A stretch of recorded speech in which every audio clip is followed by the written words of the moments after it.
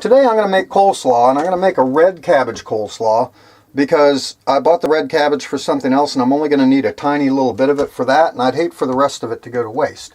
So I'm going to start out making the dressing for my coleslaw. So I'm going to start out with about, let's see how much I got here. Close to 3/4 of a cup. Actually, I could probably call that a cup. Yeah, I'm going to start out with a cup of mayonnaise here. Got lucky on that one. And to that, I'm going to add some lemon juice, probably about 1/3 of a cup. If I can get that much out of this lemon, I'm not sure that I can. You could also use, instead of lemon, you could use vinegar, whether that be white vinegar, red wine vinegar, any kind of vinegar you like. Apple cider vinegar works.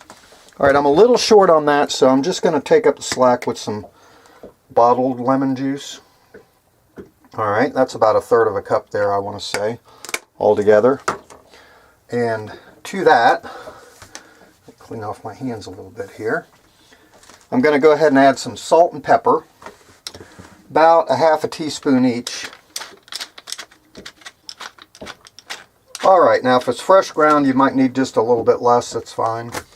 Now I'm going to add my salt. I'm using sea salt here. Alright, the grinders go pretty slow, so I've had to cut a little bit of that out. And now, this is totally optional, completely 100% optional, but I'm going to add some dill seed and some celery seed to this. So on the dill, just a little bit, like maybe 1/8 of a teaspoon. So now let's go to the celery seed, which I'm going to use about 1/2 teaspoon of celery seed, maybe just a little bit more. Alright, and to that I'm going to add about 1/2 cup of sugar. Don't have my measuring cup handy, so I'll just eyeball it. You could also use honey in this, that'd be kind of neat. Or brown sugar. I'm just using granulated white sugar at this point. And then I'm just going to whisk it all together. Set that to the side while I get my main ingredient going. So that's what you're looking for right there. Nice little flecks running through it and everything. Looks kind of cool. Okay, I've got it all whisked up. And that's going to be my dressing. So I'm going to set all the stuff I've used off to the side. Okay, I put away all the things I don't need, and the next step I'm going to just go ahead and deal with my red cabbage. So I'm just going to cut it like so, and I'm going to go ahead and take the core out. You don't want that. Just kind of make everything tough. Let's see what we got there. Alright, yeah, that looks pretty good. Okay, I'm going to start, since it wasn't exactly half, it was a little more than half, and I'm going to get this real thick white stuff out of the way. Should have went ahead and cut that into quarters at that point. Alright, now at this point I'm just going to cut it into quarters, like so. That's a good time to deal with the other part too. Now, from here, I'm going to go ahead and cut it down into like 1/8. I'm using a food processor. You could just slice this up by hand.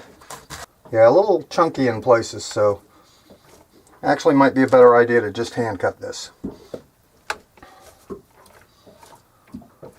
But let me put it in the bowl and see what I've got. I'll be right back. Okay, it did leave a couple of large chopped ends, so I've modified my distribution here to cut these in half, like so. Because the way they were going in, these outer leaves were just getting kind of not really sliced. So yeah, I recommend probably cutting it by hand, and next time that's what I'll do. This is the first time I've tried this in a food processor. But hey, it's an experiment. All cooking usually is.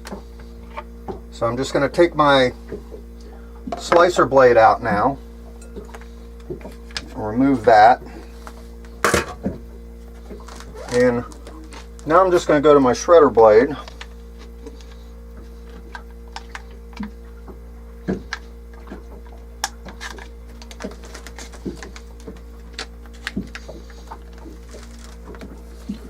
I'm just going to leave that in there for right now.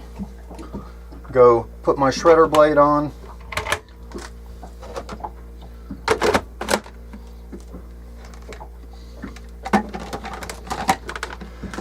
And I got one large carrot. I don't know if I'm going to need all of it, so I'm just going to do this in twos. So, yeah, why not? Get some color in there.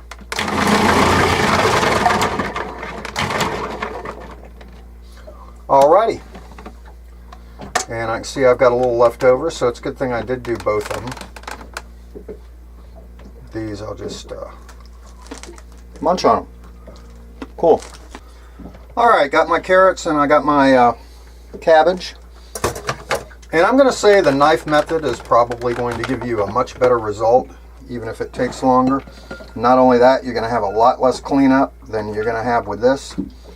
So, yeah, I'd stay away from using the food processor unless you're going to use the chop setting and just chop it into really tiny little sections. See these big chunks that I have? Yeah, these I can just run a knife through, which I should have just done with the whole head, but I didn't. I decided to try something new. And it didn't work as well as I wanted it to. But it worked. So here we go. Alright, from here, I'm going to go ahead and get some scallions. I've got some that I chopped up yesterday from something else. I'm going to go ahead and put those in there. And I think I need just a little bit more, so I'm going to go ahead and cut up another one real quick. Yeah, one more ought to do it. So I'm just going to chop this real quick, add that to the bowl, and then we'll put our dressing in. Alright, I've chopped up my scallion. Now I'm just going to add that to my coleslaw mixture. Put that in like so. And I'm going to give that a quick toss so it's all combined. Okay, there's the coleslaw without the dressing added. So now I'm just going to add the dressing into this and give it a good mixing up. Make sure to get all that out. Okay, I'm just going to give it a good stir to get everything coated. And it might seem like there's not enough dressing here, but this will draw out all of the moisture from the cabbage, so there'll be plenty by the time we're done. And we're also going to let this sit in the refrigerator for a good 3 to 4 hours. Overnight's even better. Alright, I can see I got a big piece where my food processor missed there. Been pulling those out. It did all right. I mean, it didn't do terrible, but there are some big pieces in there.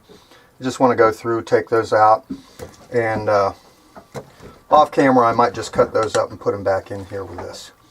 So there you go. I've got it all mixed up, and I'll just let this cool in the refrigerator for a little while, cover it with some plastic wrap, and I will be back to give it the taste test after I've cut these pieces up. Yeah, you should do that with a knife probably. I mean, the next time I do it, I will be using a knife. But here you go. Red cabbage coleslaw. Really easy to make. You saw how easy that was. And I'll get back to you when it's ready to eat. Okay, it's been about 4 hours. Had this in my fridge and just took it out and tossed it. And I'm going to have to tell you, I ate like 4 bowls of this already. It is fantastic. I mean, it is great. It's really pretty classy looking too. You know, when you think about your regular pale green coleslaw versus the color and the just everything about this, and it tastes great. Really awesome. I will have a bite here now.